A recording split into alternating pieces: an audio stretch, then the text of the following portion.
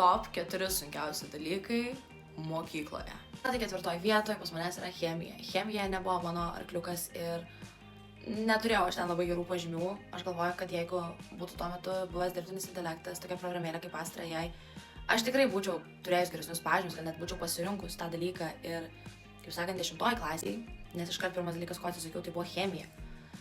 Tai gal net, kaip sakant, būtų viskas buvo gerai.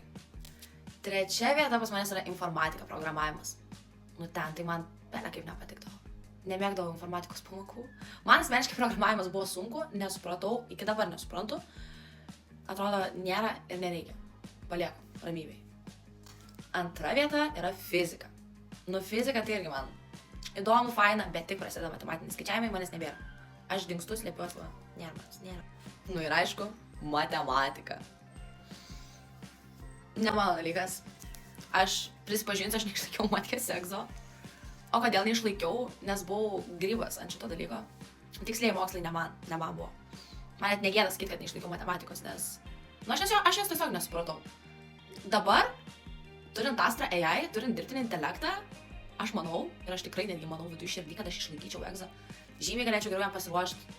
Ir, kaip sakant, kad ir po tų pamokų galėčiau sėdėti prie tų uždavinių, gilinti žymiai, kaip sakant, klausti Astra AI, kur tipo, kodėl čia taip, kas čia taip, kodėl kas po ko.